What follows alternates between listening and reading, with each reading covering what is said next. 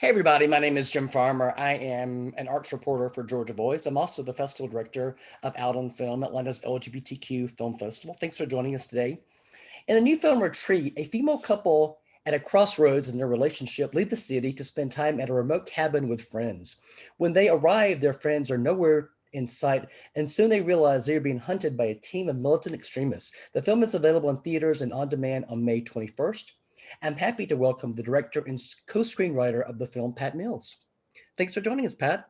Hi, how you doing? Many thanks for being here. Many of you may remember Pat as a star and director of Out on Film's 2015 closing night film Guidance, which was very popular. Thanks so much for joining us. I really enjoyed this film. Oh, thank you. Thank Yeah. you. How did it come about for you? Well, Allison, who wrote the script, and I have worked together several times before. She actually produced Guidance, and she Okay. produced my Don't Talk to Irene as well. And we had been talking about this idea for about 10 years. We both love horror films. Some people find that surprising for me. And so I kind of helped build the film from the bottom up. And what I really, really loved about the film was that the two women, the two leads, don't turn on one another, and they really have to like help each other fight the enemy. And I find that in the horror genre and other films, you find the queer characters can turn on one another. There's a high tension that the butch lesbian protagonist ends up being the bad guy. So it was really working against those tropes and Okay. how it's really like to be a queer person going to the country. Okay.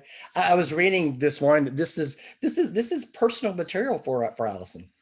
Yes, it is. She, like every queer person going into the country or going to an environment that you don't know, you don't feel safe. But Yeah. she had gone to a cabin with her wife, and they felt like they were being watched the entire time. That was really the genesis of the idea of that experience that she went through. Yeah. Can you talk about what the central couple, where they sort of are in their relationship at the beginning of the film? Yeah, they're probably about a month in, and one's on the fence, and she's like, "Should I leave?" And the other one really wants her to like be in their relationship, Yeah. and kind of gives her an ultimatum at the beginning. But then they go through this horrific survival film and realize that they should actually stay together. And it really kind of tests their relationship. And is the one who's sort of on the fence, is she going to help save the person or run free? There are those kind of questions that we were exploring. Okay. Were there any particular horror films that you wanted to pay homage to, or just that maybe that inspired you as you were making this? Well, I really like the moments of like silence and wide shots of The Shining. Like I've really always really loved that film. That was a major influence, I think, for me. And just those like Cabin in the Woods, even the movie Cabin in the Woods, which is taking the piss out of this genre. But I just those like tropes. And I like the fact that like this is a queer Cabin in the Woods movie, and you would think that it would exist, but a queer Cabin in the Woods movie has never been made. So those were go-to genre films that definitely inspired. And your film is very character driven. Congratulations. Thank you. Because I mean, you get to know these two women before any of the stuff starts going on. So yeah.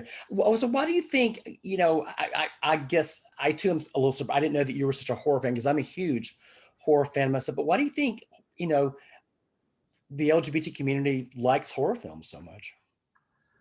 You know what? I think that a lot of it's like we related to the protagonists because they were always like on the out. They were usually women who were different than the other women in those genre films and were probably a bit more introspective and were a bit not nerdy, but just different. They just always felt different. And I feel like in all of the genres, that really captured how we felt more than, an Eddie Murphy comedy when we were growing up or whatever it is. It was always that sort of maybe plain oddball female character that I feel like queer women and men can relate to more than any other.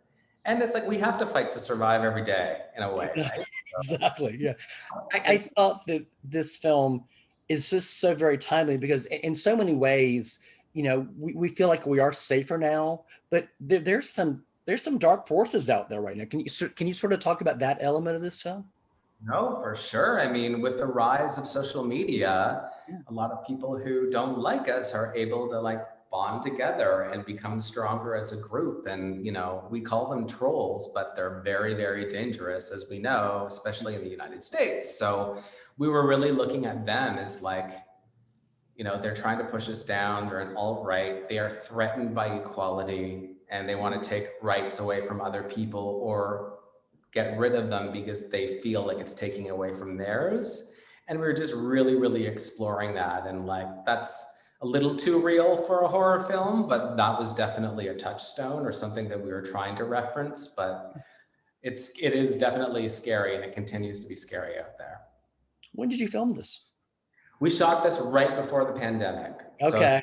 So, the post-production process took a little bit longer, but we wrapped this November 2019, and then and then the pandemic happened, and then we're able to get together in person and edit again, like maybe 6 to 8 months later or whatnot. But yeah, it was definitely a challenging shoot. I didn't realize how shooting a horror movie would be so hard, but you're basically nocturnal. Images that you see every day on the monitor are bloody and like it's intense, but we all survived. Congratulations. How did COVID affect the plans for the film? Well, COVID really affected it because once we couldn't edit in the same room together, Yeah. things just slowed down. Like you don't have like the little delays in seeing what you're cutting. It's like then you would have to like the editor would have to cut something together and then upload it and then you'd watch it. And it got to the point where we just took a break until we could all get in the same room together and like finish the film. I didn't realize how hard it would be, but it was hard for everybody. And in some ways I was thankful that I had this thing to work on. Yeah. And over when the pandemic first happened, just because as we all know, it was a lot longer than we were all expecting. Exactly. Did you have a lot of rehearsal time for your actors to get to really know each other? We only had 1 day of rehearsal.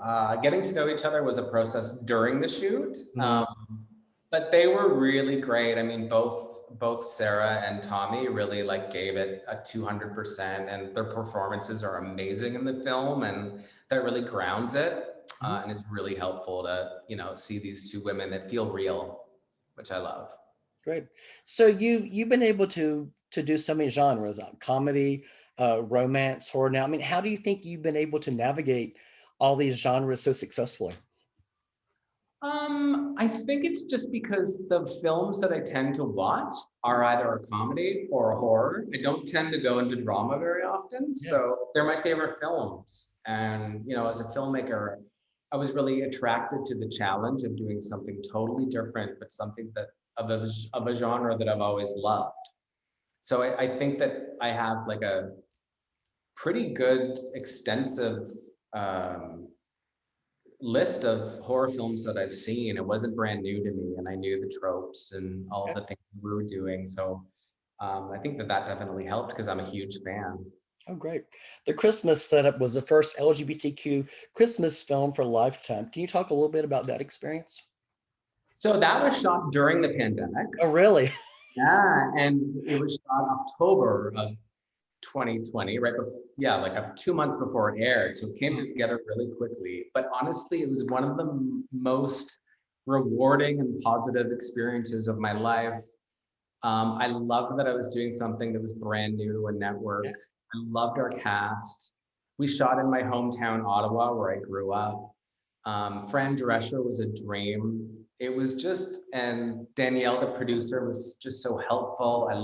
It was just a really positive experience, and doing something that, I'm used to these comedies where I'm the writer, and this one was like the Lifetime movie, and I wasn't the writer, and we had to like fit it into a box, But to do something that was so like cute and corny and feel good was really, really fun because it felt like that on set.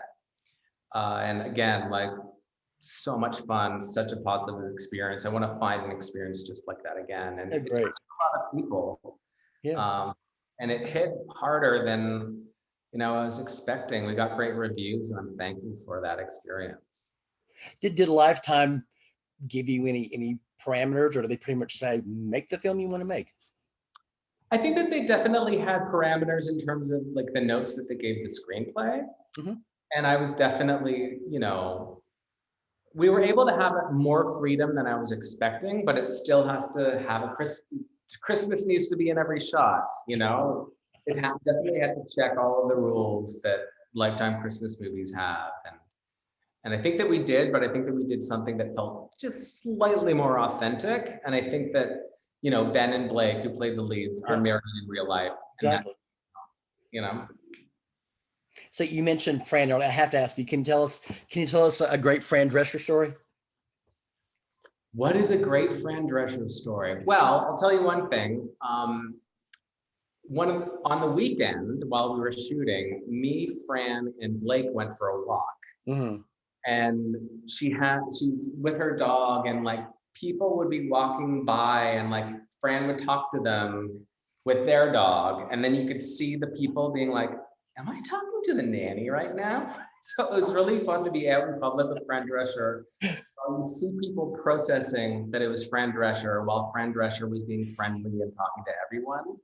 And she really did that. She talked to homeless people.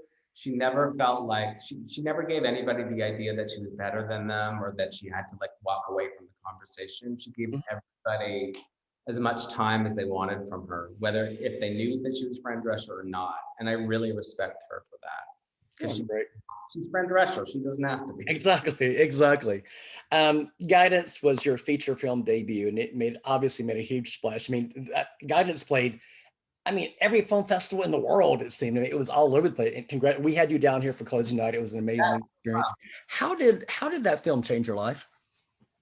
Gave me more opportunities. I think that film, because it did well, I was able to finance my second film. Mhm. And that's sort of my go-to tone. And it gave me a lot of confidence as a director because it did do so well. And I really am thankful that I was able to travel with it, Mhm. see how audiences around the world responded to it, whether it's straight audiences or queer audiences. And it gave me a lot of like ammunition and confidence to like continue forward in a challenging industry. You know what I mean? So Yeah. I was really, really thankful for that experience, and I'm happy it really touched some people and made people laugh. It's My, important. hu- my husband Craig and I saw it for the first time at Frameline with 1,400 people, and I've never seen the Castro just erupt in laughter so often. Hmm. I was at that screening, and I remember like, oh, they're missing jokes because they're laughing too hard, which I think is a good problem to have. Exactly. I wanted to ask you about representation, because obviously representation is huge, but can you talk about why it's so important these days to have LGBTQ directors behind the camera, LGBTQ actors in front of you? Why is representation so important now? Well, I think it's authenticity is like the main thing. That's why we see films. That's why we go watch television, is we want to see our lives reflected back at us in some way, right? Mhm. Now that everybody's personal life is so, it's a part of the art that they make, that authenticity and having queer people behind the camera, in front of the camera, is more important than ever because, the personal is political. And we watch films and we want to see ourselves represented, not in a way that's like othered or whatnot. And I think that, as you know, we grew up watching films that were having straight people play us, or Yeah, directed or written by straight people, and they just don't get it right. And now, exactly. people, if they don't feel like something's authentic, they're going to talk about it online. So we Exactly. got to make sure that we're authentic at all times, and seeing diversity, whether cultural, racial, or sexuality wise, is super important, because it's not just straight white people watching themselves. That's not fair. So I think it's really important that we're developing new voices, because everybody deserves to watch themselves reflected back. Exactly. What are you working on next? I'm developing a few TV series, actually. Two comedies, actually, not a horror. One is a workplace comedy, and the other one is like a coming of age dramedy. Okay. And they both have a bit of traction right now. I'm working on one of them today. And I don't have any feature films in the works as of right now, but I have a few ideas brewing. Great. Do you think you'll revisit horror in the future? I would love to. Absolutely. It was fun. Yeah, great. So where all can people see the film on May 21st? Anywhere you rent or buy movies, it'll be like iTunes. It's not going to be on the streamers just yet, but everywhere, iTunes and Amazon, wherever you buy or rent movies, it's available. Okay, great. The film is Retreat. The director and co-screenwriter is Pat Mills. The film is amazing. I can't wait for people to see it and start talking about it. Pat, thanks for joining us today. It's been a pleasure. Thank you so much, Jim. Good seeing you again. You take care. You take care too. Bye. Thanks so much. Bye.